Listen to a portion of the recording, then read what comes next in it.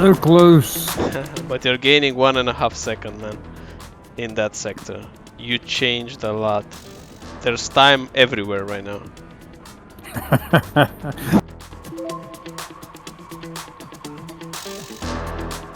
Yeah, that felt good. Very good job. So this is one of the coaching sessions I had days ago, and I wanted to share with you because I think if you are at the beginner or an intermediate level, you can learn a lot out of this. I highly encourage you to watch it through so we can get a deeper understanding of the topic. And one more thing, I'm giving away one coaching session and one copy of the Get Good Racing course for free.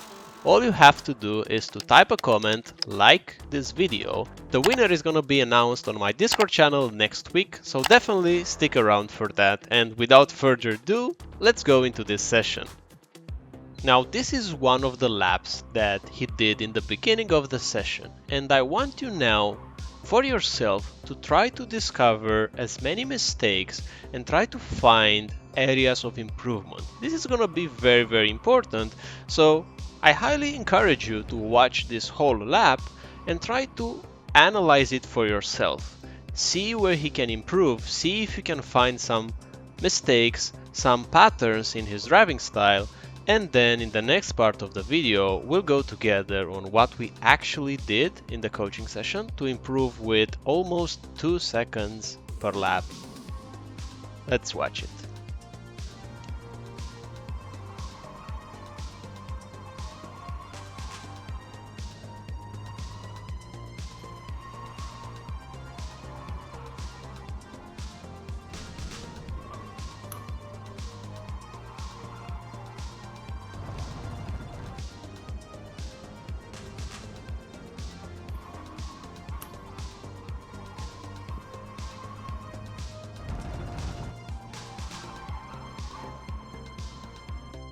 So let's start with this turn 1, right here. At this point you see you're already back on throttle. So the reason why this happens, because this right now will start a chain reaction of you losing rotation, right?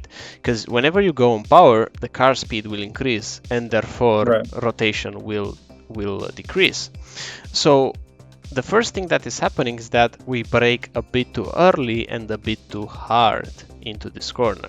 And if we feel like the car speed is a bit too low, what are we gonna do? We're gonna push the throttle. So this is not something that shows that you can't trail brake. This is something that shows that the timing of the inputs was the issue, because your trail braking is quite good overall. I would say that you're trail braking a bit too much in some corners, but we will discuss it. So it's super important here to nail the speed into the corner, and for us to basically have an apex point. The more references we have, the better it's gonna be. But what we're looking for is to have a point in which we're hitting the throttle, and from that point onwards, we're going up with the throttle like this. Look, you see, almost 100, small lift, and then arriving here. So if you look on the trace, this is something that we should aim for, like brake and then go on throttle quickly to 100%. What happens now is that we brake, we go earlier on power, but we're not able to fully commit, and we stay in this, let's say, limbo state up until here. And we lose a lot of time because of that, even in the mid corner part, because we can't fully commit. Now on this exit here, I saw it in every lap that you did. You have this tendency on the exit to force the steering wheel too much. So at this point you're still steering right. If you want a more conservative approach, then I would go as an intermediary step with the left tire here. So on this part, it will be completely safe and the suspension can totally handle it.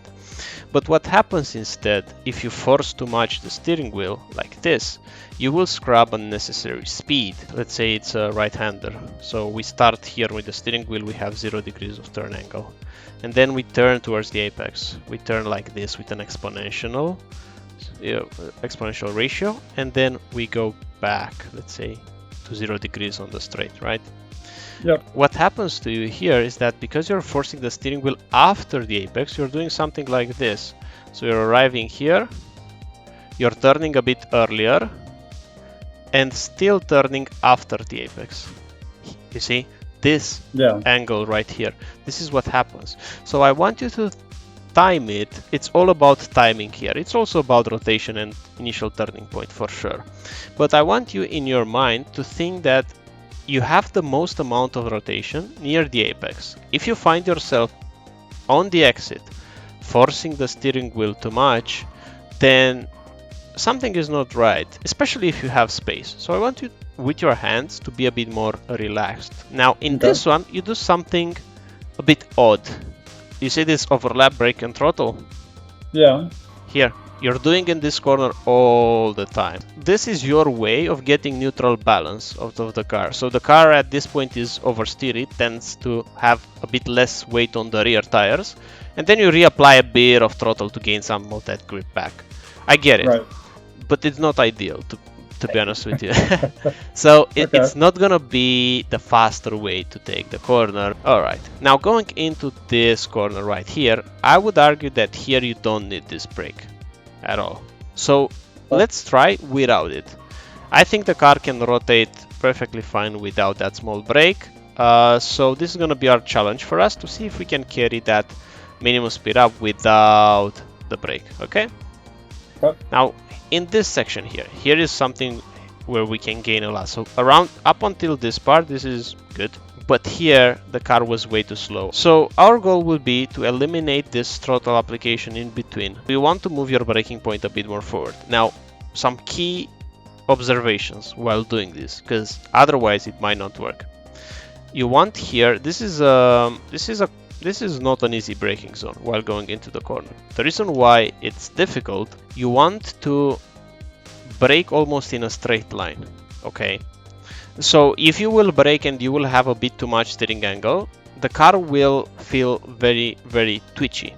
So our goal, we have to do it consciously here. Once we cut this curb, we have to go almost in a straight line braking towards the next corner. In your mind, you will imagine that you're going straight line, so we have to go diagonally towards the outside of the next corner. Let's say the braking will look something like this. Let's say you're gonna brake like this, and now you're hitting peak, and now you're gonna trail. Something like this. Let's say that this is gonna be the brake shape. It doesn't really matter. But at this point here, at this point in time, so here we have time, pressure. At this point in time here on the plateau, this point right here, you will try to keep the steering wheel close to 0 degrees angle. Right. So you can maximize here this braking, because otherwise it's going to be very, very hard.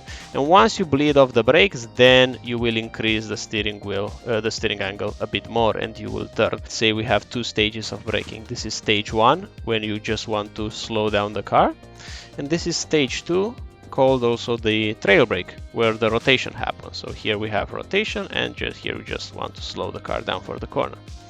And you're able to generate that rotation with this brake, with this holding of the brakes. So what I want you to try, whenever you will find the car is a bit too sketchy to drive, a bit too oversteering, is to drop the brakes on purpose. Like give it a drop, like a big drop, and then take them again. Big drop. This is how you induce some understeer with the brake release, okay? The moment that you're gonna drop the brakes a bit, then what's gonna happen? Like you have the car like this, you're braking and all the weight goes to the front tires. But when you're gonna drop the brakes, then some of the weight will go back to the rears and you will regain some rear grip, right? Exactly what you're doing with the throttle. Okay, man. Okay, so you know what? Your base for like your current baseline, it's very good to build upon. I think we can really find some lap time. So let's go on track.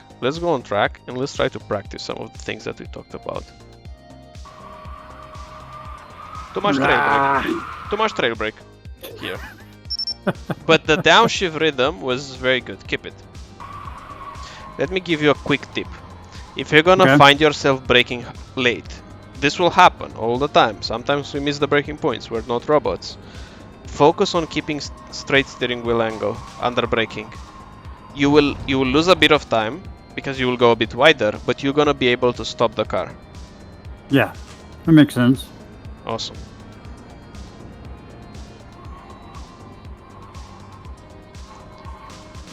Still a bit too much under braking. Let's reset again.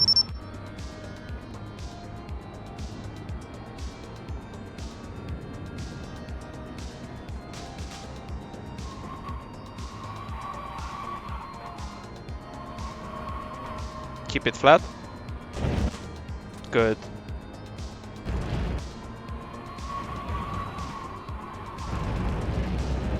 Very good.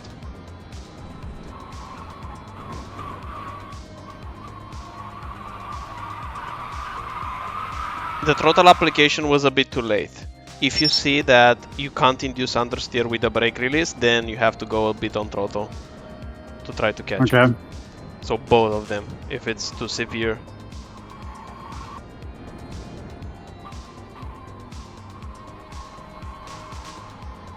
This was smooth. You felt it, this was way too smooth. Yeah, that felt good.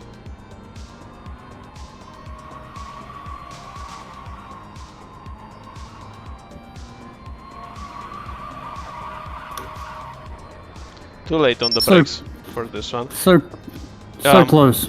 Yes. Let's stop for a moment. I want to add some things.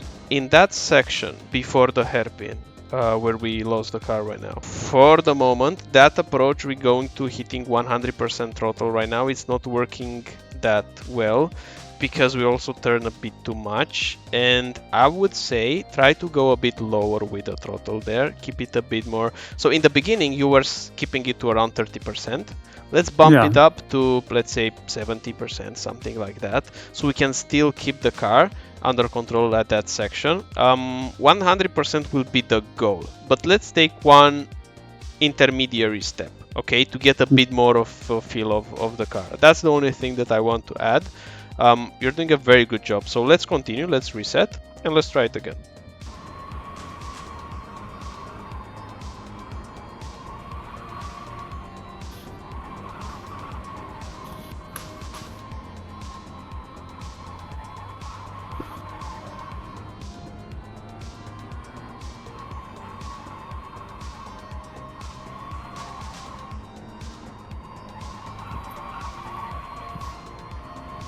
There we go, man. That's exactly what we want to see.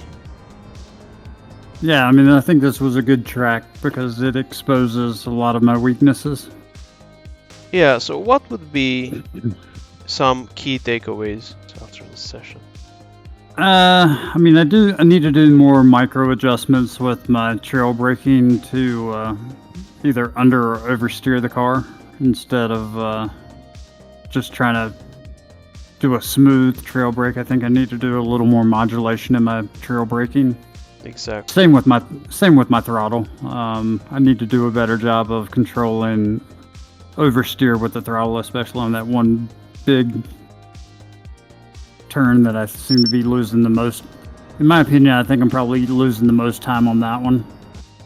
There you have it, guys. I hope this was something that was worthwhile your time. I hope that you enjoyed watching this. I try to edit in a way that is easy to digest. So if you would like to see more content like this, more coaching sessions, then feel free to subscribe to the channel. Thank you again for watching and looking forward to see you in the next video.